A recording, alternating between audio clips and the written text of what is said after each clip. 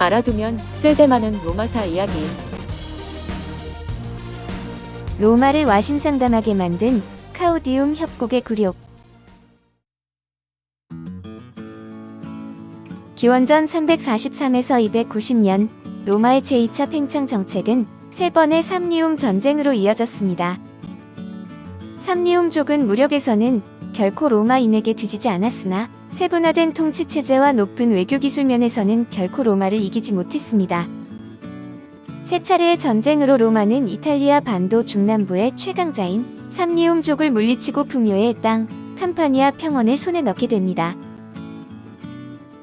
제1차 삼리움 전쟁. 기원전 5세기부터 4세기에 로마가 한창 영토 확장의 단꿈에 젖어 있을 때 아펜니누스 산맥의 부족도 이탈리아 중남부로 세력을 확장하던 중이었습니다. 이들은 사비니인과 어느 정도 연관은 있지만 동족은 아니었는데 그들은 로마처럼 독자적인 문명이나 사회적 체계를 지닌 부족이 아니었습니다. 그들은 고대 이탈리아의 관습에 따라 정해진 시기에 아이가 태어나면 다른 지역으로 이주시켰는데 식민자들과 모국 사이에 불협화음이 생기면서 이들 부족도 여러 갈래로 나뉘게 되었습니다. 그들은 때때로 서로에게 아군이었다가 때로는 적이 되었는데 부족 중 가장 큰 세력을 지닌 것이 바로 삼리움족이었습니다. 삼리움족은 초기 로마와 우호적인 관계를 유지하며 갈리아인의 침입에 대비해 동맹을 맺었습니다. 캄파니아는 토지가 비옥하고 자원이 풍부해 누구나 탐을 내는 곳이었고 수많은 그리스인과 에트루리아인들의 도시국가가 밀집된 곳이기도 했습니다. 삼리움족의 계속되는 침입을 막기 위해 캄파니아 도시국가는 서로 동맹을 맺었는데 그 맹주가 바로 카푸아였습니다. 기원전 343년 카푸아는 삼리움족의 침입에 대비해 로마의 손을 잡을 것을 제안했는데 삼리움족과 동맹을 맺은 로마가 동맹을 깨뜨리고 카푸아의 지원군을 보내면서 제1차 삼리움 전쟁이 일어났습니다. 이들의 첫 전투는 장기전으로 이어졌는데 이방인 때문에 전쟁이 길어지자 불만이 쌓인 로마 군사들은 곧 반란을 일으켰습니다. 원로원의 친삼리움 세력은 화해를 구실로 반란을 평정하고 삼리움 전쟁의 종식을 선포했는데 기원전 341년 제1차 삼리움 전쟁이 끝나고 로마와 삼리움족은 다시 우호 조약을 체결했습니다. 라틴 전쟁. 로마의 영토가 날로 확장되자 라틴 국가들은 알게 모르게 신변의 위협을 느낄 수밖에 없었는데 이때 로마군의 반란은 라틴 국가에 오히려 적절한 반항의 기회가 되었습니다.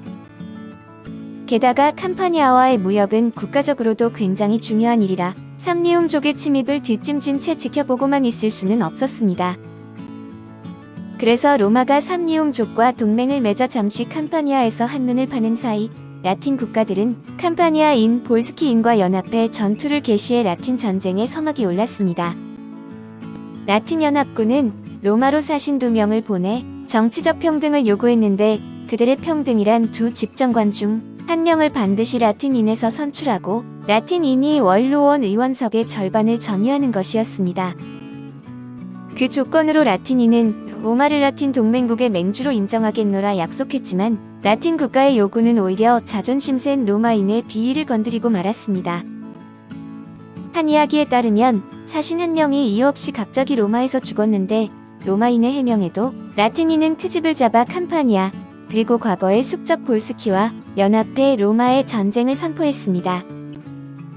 전쟁은 2년 가까이 계속되었고 결전에는 중부 이탈리아의 거의 모든 군대가 참여하여 생사를 건 격렬한 전투가 벌어졌습니다. 그때 로마의 집정관 데키우스가 대군을 이끌고 전방에서 필사적으로 싸우다 이롭게 전사했는데 이에 로마군은 사기충천하여 불리한 조건을 이겨내고 전승을 거두었습니다.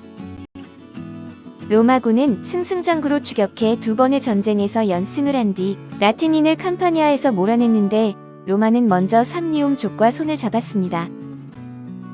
그리고 라틴의 친로마 세력을 이용해 중립 외교를 모색했으며 캄파니아인 절반에게 로마 시민권을 주는 등 혹할 동맹 조건을 내걸어 라틴과 캄파니아 사이에 더 이상의 동맹은 맺어지지 않았습니다.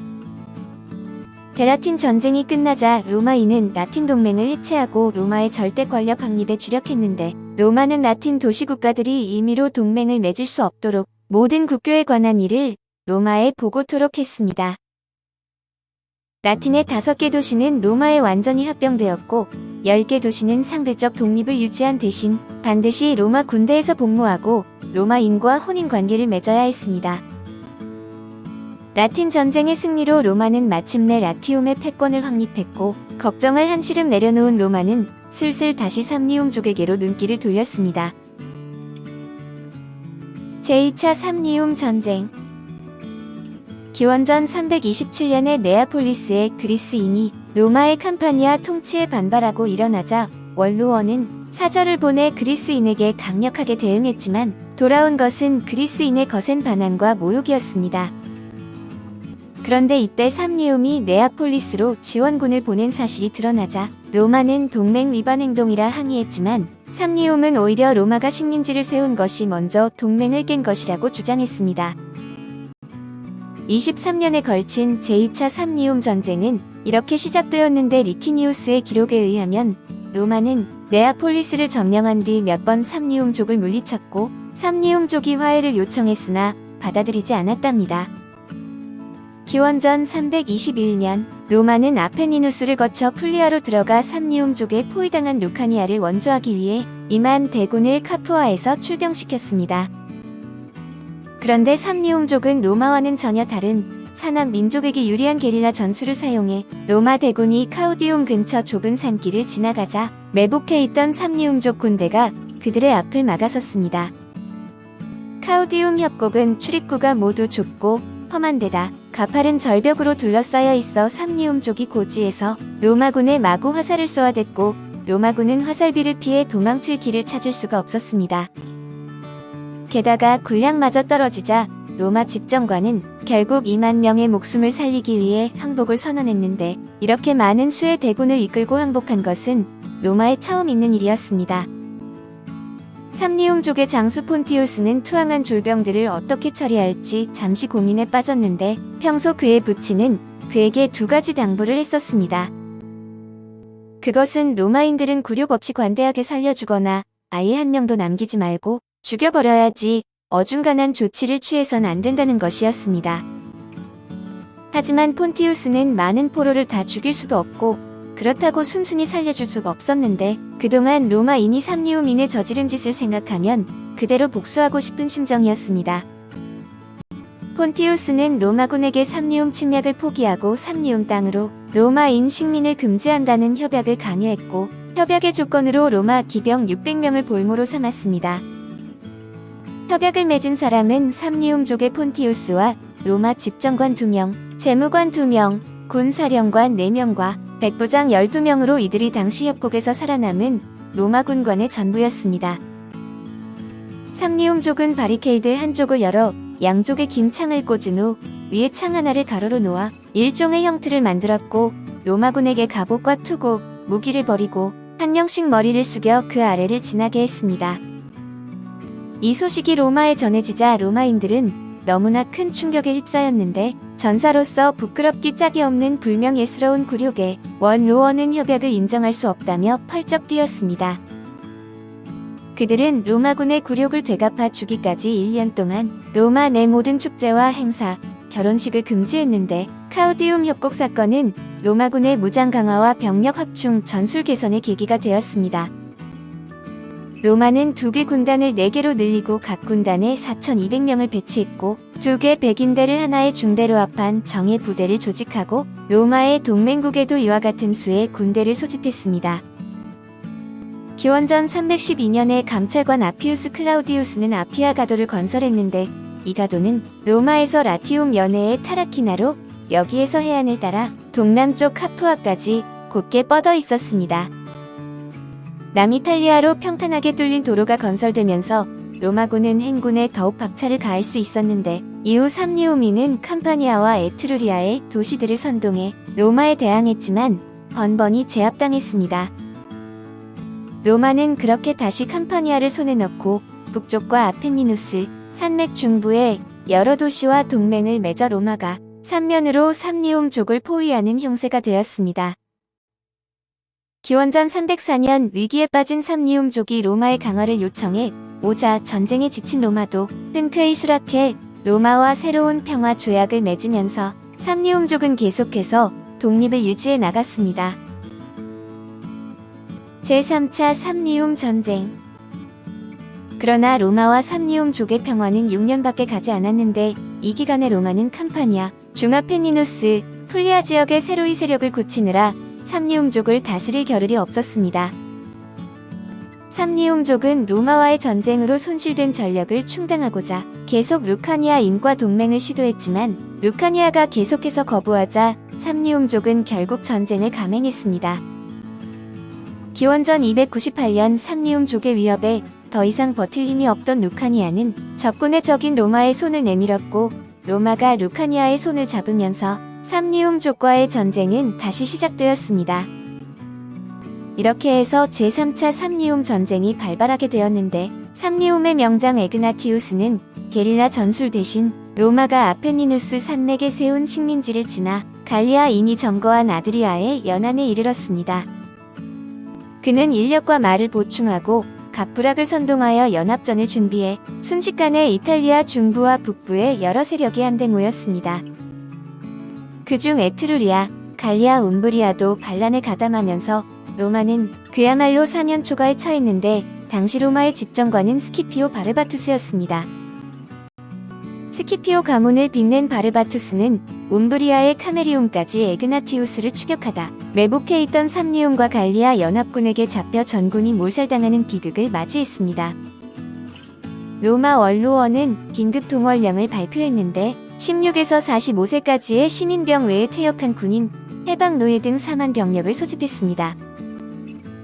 보통 비상사태에는 즉각 독재관 한 명을 세웠지만 원로원은 독재관 대신 집정관 제도를 유지하기로 했는데 귀족 출신 독재관은 평민들의 견제가 심하고 평민 출신은 자격 미달이라는 이유였습니다. 그래서 투표로 귀족 출신 파비우스와 평민 출신 데키우스가 집정관으로 선출되었는데 이때 선출된 데키우스는 라틴 전쟁 때 용감하게 목숨을 바친 데키우스의 아들입니다. 그런데 결전을 앞두고 에트루리아군의 모든 전략과 전술이 로마군에게 세워나갔는데 에트루리아인 3명이 몰래 빠져나와 로마군에 항복했기 때문입니다. 노장 파비우스는 게릴라전을 펼치던 로마군에게 에트루리아 영토를 집중적으로 파괴하라는 명령을 내렸지만 분열이 시작된 에트루리아는 싸워보지도 못한 채 전선을 이탈해 도망쳤습니다. 기원전 295년 로마의 4만 대군이 아펜니누스 산맥 동쪽과 북움브리아의 센티눔에 집결하여 연합군과 대치했습니다. 연합군은 갈리아군을 좌익 삼리움군을 우익 삼아 양쪽에서 로마군을 포위하는 전술을 구사했는데 참전한 군대의 말에 따르면 그때의 결전은 이탈리아 역사상 전례 없는 대규모 혈전이었다고 합니다. 갈리아군의 전차는 로마 보병들에게 과연 위협적이었고 갈리아 기병대의 맹공에 로마 군대는 조금씩 대열이 흐트러져 뒤로 밀려나기 시작했습니다. 아군의 힘이 눈에 띄게 약해지자 데키우스는 아버지의 이름을 크게 외치며 이렇게 기도했습니다.